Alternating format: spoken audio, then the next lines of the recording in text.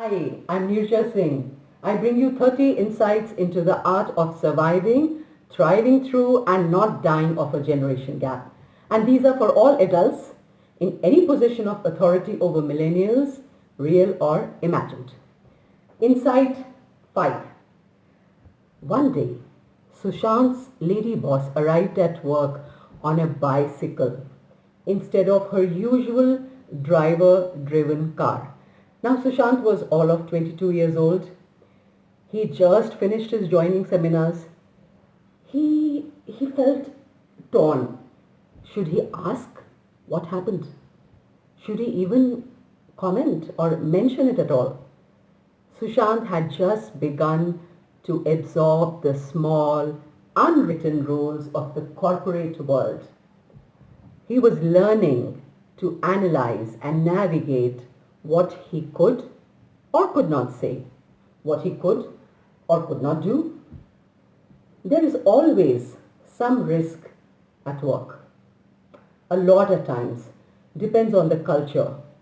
We agree.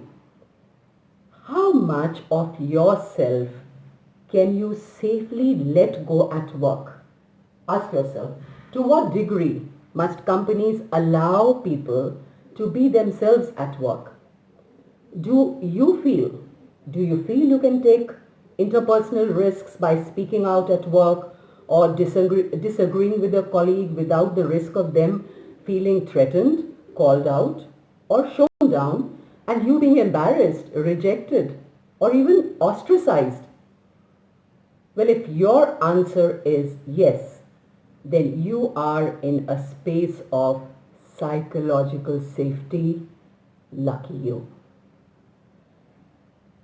This feature is a new generation thing.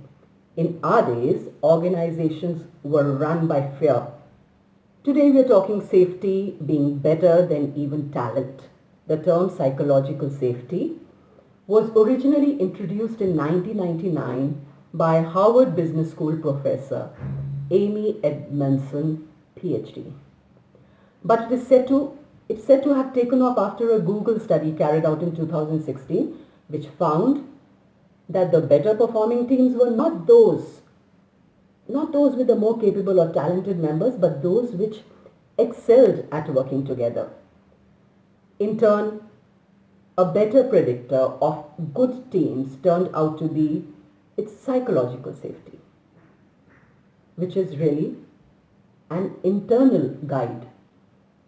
Now, if we think of it this way, we already are in a space of uncertainty, basic shifts, and job insecurity. Psychological safety can be great then.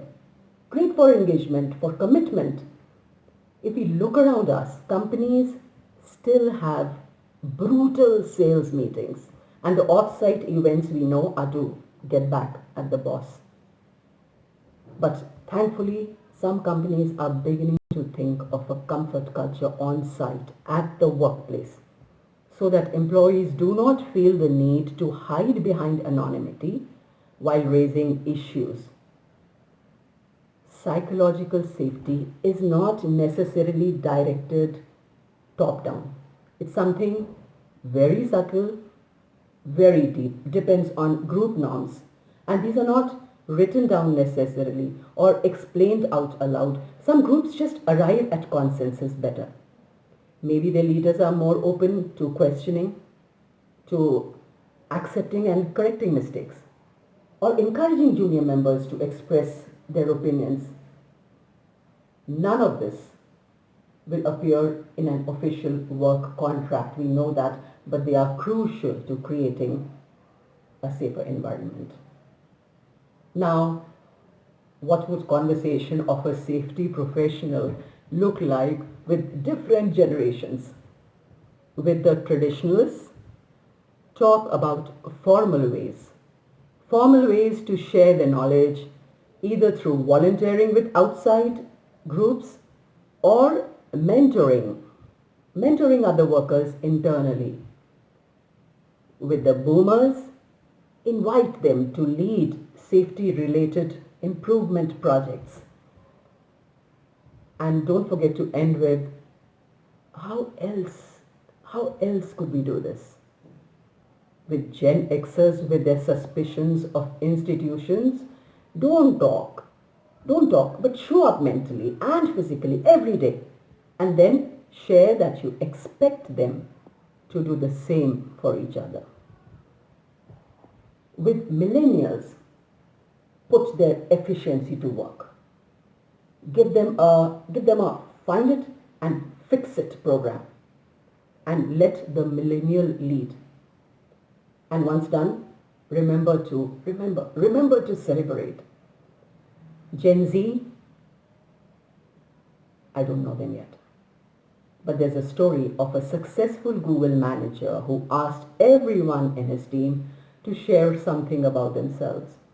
He went first and he said, I think one of the things most people here don't know about me is that I have stage 4 cancer. What's your disclosure?